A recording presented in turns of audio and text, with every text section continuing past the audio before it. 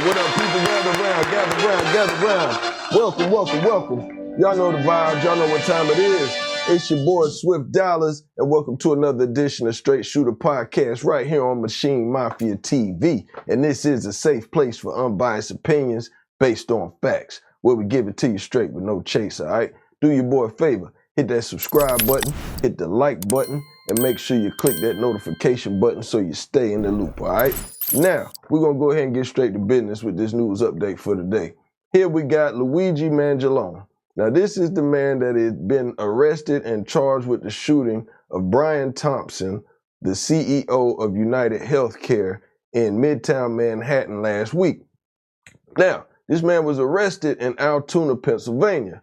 So basically, he got away from New York, he made it to Altoona, Pennsylvania, and he got a little hungry, so he stopped at McDonald's to get him a bite to eat. So while he's at the McDonald's getting a bite to eat, it looks like some patrons of the restaurant that was sitting down eating, they felt like they recognized him and blurted out loud, "Hey man, this looks like the guy that arrested, that shot the guy downtown. Why would he be in here eating some food?" And they said it loud enough for him to hear it, but he just kept eating. And then one of the employees said when he came in, he had the mask on and he was trying to eat with the mask on. That looked suspicious, but she said his eyebrows, his eyes, that gave him away. So they alerted, they called the authorities, of course. Use your common sense. They called the authorities. So now the authorities get up on the scene. They start giving him the, the old, what's your name, where you from, whoop-de-whoop routine, on their P's and Q's. So he tried to give him a fake ID. Well, first they asked, "Hey man, you been to New York recently?" And they said it kind of startled him now, you know what I'm saying? Kind of buckled him, And then from there, they found him with a whole bunch of fake IDs, a passport. In his bag, he still had the clothes that matched with the alleged shooter, had a gun, had a silencer, Y'all just don't want to believe the truth. That's stupid, guys. So this was a week ago. He still got everything on him at McDonald's eating a cheeseburger. Like, I mean, how dumb can you be, bro? How dumb can you be? Like, that doesn't even make sense. Like, that doesn't make sense. That's stupid, guys. And listen, this guy's no dummy. This guy has an intelligent background. Born and raised in Maryland, outside the Baltimore area, 26 years old, has a BA and a master's degree from the University of Pennsylvania, computer science major. He's the grandfather of a wealthy Maryland real estate land developer, the late, great Nick Maschine, responsible for Turf Valley Resort outside of the Baltimore area, His cousin is Nino Maschine, a Republican Maryland legislator. This man has connections. This man hasn't had a hard day's work. This is a very trust fund baby, smart, intelligent young man. So what would drive him off the deep end to have him just Gone now. Go crazy? Gone now. What did this? Put it in the comments, man. Somebody talk to me, man. I need to know something. I've been trying to do research all day, and I just don't get it. I don't understand. It's just silly, man. It really is. Here's what the attorney representing him had to say outside of the court proceedings. Fairly custody? I never got into that, and I won't get into that. There was a request that you made, though, about informing the corrections department about something, and I didn't understand what you were asking. You were saying I don't really. Oh no, I think all I asked was the sheriffs to keep my client around for a little bit so I could talk to him. And what did you discuss? Well, I'm not going to tell you that. You're kidding, right? You've been on this. Sir, your client said something to reporters as he was walking in about this being an insult to the American people. Do you have any comment on that? I have to take a look at that. No, I don't have any comment on that. I just know that, I haven't seen it. I can't comment on something I haven't seen or heard. Any comment on the outpouring of support there's been for him online? No, I mean, people are entitled to their opinion. And like I said, if you're an American, you believe in the American criminal justice system, you have to presume him to be innocent. And none of us would want anything other than that if that were us in those shoes. And so I'm glad he has some support. Mr. Nick, you just said a moment ago that that's what lawyers do when telling their clients to be quiet. What did you mean by that? Well, no, I mean, because I'm going to do all the talking. You know, it's you have the right to remain silent, and I believe in that right. All right. And you are Thomas, Thomas? Thomas, yes, middle initial MDICKUR. You still plan to hold a press conference later today? Yeah, a little bit. I'm sorry.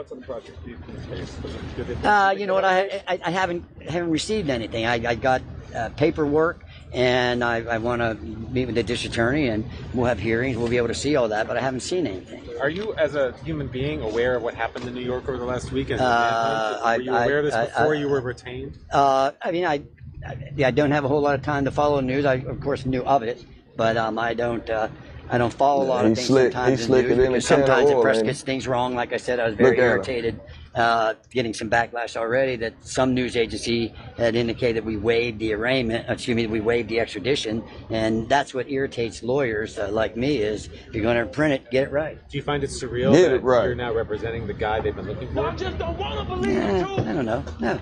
This is the biggest case you've ever been on? Yeah, they're all big. All my clients, whether it's a speeding ticket or whether it's a death penalty case, which I am qualified to do death penalty cases in Pennsylvania, so they're all big. All my clients are equally important to me. Can you just explain to regular folk like what's going to happen, the timeline from now? Like I said, probably something maybe in about the next month. You know, like I said, the judge set some motions, some deadlines, and they're going to have to come up with some things. We're going to have to come up with some things, and we're going to move forward with that. So, just kind of pay attention to that. And Right. See, like So basically, they on his neck right now because this is hot topic. You know, everybody want to break the news or break the story. Everybody want to know what's going on with this guy. But here goes something else, right? He was going berserk when they was trying to lock him up to take him to court. He was losing his mind. CEO being brought into court hours in the courthouse ahead of today's extradition hearing. 26-year-old Luigi Mangione is heard shouting in part that this is, quote, completely unjust and an insult to the intelligence of the American people. CBS News correspondent Lily Luciano was inside the courthouse in Altoona, Pennsylvania. She joins us now for more on what we learned from the suspect's extradition hearing. Lilia, what happened both inside and outside the courthouse? Well, as you can see in that video, outside the courthouse, Mangione walked out of that police vehicle, of that sheriff's vehicle, and he seemed very active, aggressive, upset, and yelling. Officers had to kind of restrict him against the wall and bring him into the court. Once he stepped into the courthouse, he was calmer. As a matter of fact, one of those deputies that walked him into the courthouse, there were about seven of them throughout the whole hearing, before the hearing started, throughout the hearing. One of them at one point told him something, and they both laughed.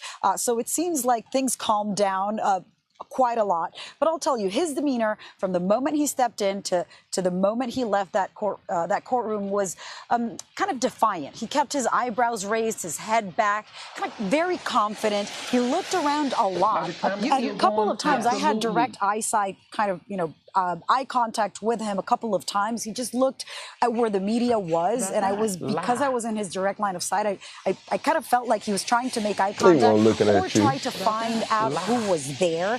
But he had this, strong, confident, and quite defiant presence. He did swivel a lot. He had one document. We couldn't figure out what it was, but it could be either the charging document or something of that nature, with some handwritten notes. His attorney said that they were contesting the extradition, which means that now the Attorney General in New York, Alvin Bragg, has to request an extradition warrant from Governor Kathy Hochul of New York. He has already now, just minutes ago, announced that he will seek that extradition warrant. They have 30 days to do it, but it seems like they're going to try to do it immediately. Pull up right the now. Other thing that his defense attorney was requesting was bail. The the prosecutors here in Altoona County were asking the judge to deny him bail. They were categorizing him as a fugitive. One of the moments where he reacted the most physically or verbally was in a way challenging how the district attorney was describing him as a fugitive. At one point, the district attorney described everything that was found in his possession, including $8,000, and he said, and foreign currency plus his passport. He kind of reacted to that. And then his attorney spoke and objected and said, look, it wasn't more than $20 if it was even real when it came to the foreign currency. At another point, his attorney started talking about masks because the district attorney was saying something about the fact that he had all these masks, so clearly insinuating that he's a flight risk, he was a fugitive, and that he was hiding his face. And he himself spoke into the microphone of his defense attorney and said, I just bought the masks, at which point his attorney restrained him and told him to basically shut up and stop talking. So he was very active. He looked around. He was very involved and engaged in everything that his attorney was walking him through. He brought some documents and some notes, and the attorney did. He stepped out, I guess, to continue negotiating with the court. When he came back, they had a discussion. They seemed to have had a negotiation. He shook his head, and then he nodded oftentimes, and then we learned what he decided to do, which is to contest the extradition. So basically, with all this extradition talk, what they're saying is this. Okay, he got arrested in Altoona, Pennsylvania. Altoona, Pennsylvania has him in their custody right now. They got to get all these warrants and all this other crap saying, okay, well, we got these charges here. Are we just going to let you guys take all these charges and handle it all up there federally? Blah, blah, blah, blah, blah. They want to get a collar, too. They want to be a part of the action. They want to get some shine, too. That's what they got to work out and negotiate, and then they're going to let them go because this little town, Altoona, ain't built for the news and the everything. They can't handle that. So it's going to go to New York in a nutshell is basically what they're saying. Let's continue on. We are waiting for, of course, the governor of New York to ask for him to be extradited. And then at that point, he would be taken to New York. And yesterday, we did hear Pennsylvania authorities say they do this all the time. It could take 30 to 45 days. You've been chasing the story on the ground in Altoona. What more are you learning about the events leading up to his arrest? They already there, just waiting on the warrant to get signed. Everybody in this town is kind of paralyzed with this story and following every development. Of course, this is a small city. It is a city, but it's a small city. Law enforcement is not used to having such a high-profile case in their hands. What I heard from police earlier today was that they and he did not really seem to expect for that encounter to happen last night. That said, the cooperation between NYPD and the Altoona police and the state police, or the sheriffs here in the state of Pennsylvania, and the FBI and the U.S. Marshals has continued. All of the evidence went to the NYPD, and it seems like the authorities here are doing everything they can to send this case off to the NYPD. Another thing that happened in court is that the attorney representing Tom Dickey, the attorney representing him here in Pennsylvania, said that the state of New York, or via the state of Pennsylvania, did not make clear what charges he was facing in New York, which are second-degree murder. And he said because of that lack of clarity, he wanted to object to the extradition.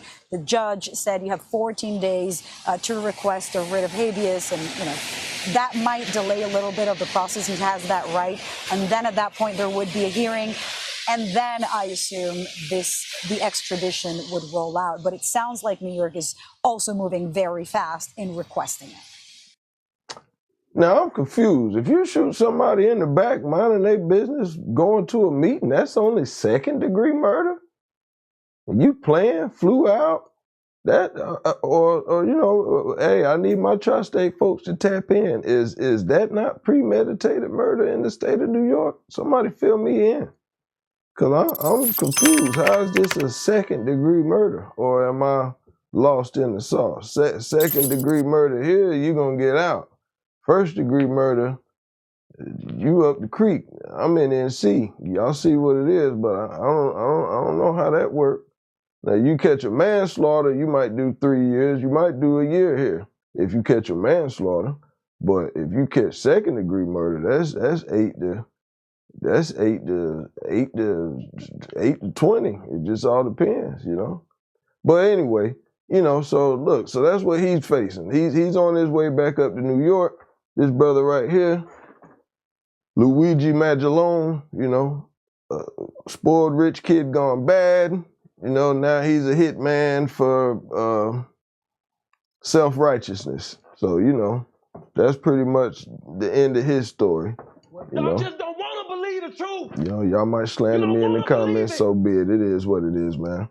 I'm just up here giving y'all the news and letting y'all know my POV on it, man. I just don't understand why he would do that, because it still doesn't make no sense. Like even with the words on the bullet, I know it came from like a book, but okay, so you know, this sounds like a Remy situation from Higher Learning, man. He got too lost in the sauce with whatever information he recently learned or been learning, and he just took it to an extreme, man. But who am I, man? I'm just, you know, giving my thoughts, man. I'm just an NC kid, producer, and podcaster, man, doing my thing. That's it, man. But yeah, if y'all need beats, if you need any of that nature, beats, studio time, voiceovers, commercials, you know what I'm saying, whatever, you know what I'm saying, information on the screen, all the contact info is on the screen. Like I said, I got my, I got the Sample Pack Saturday series about to kick back off, top of the year. Every Saturday I drop a beat making video where I show you from top to bottom how I take the sample, flip it, and make a beat. Be on the lookout for that Maschine Mafia album next year too. And we got a whole bunch more placements coming with your favorite artists next year, so keep it locked, all right? It's your boy, Swift Dollars. Follow me on Instagram, you know what I'm saying? And if you support the channel, man, hit the Cash App, man. Y'all know how we do it, man. Strait Shoota Podcast, we out.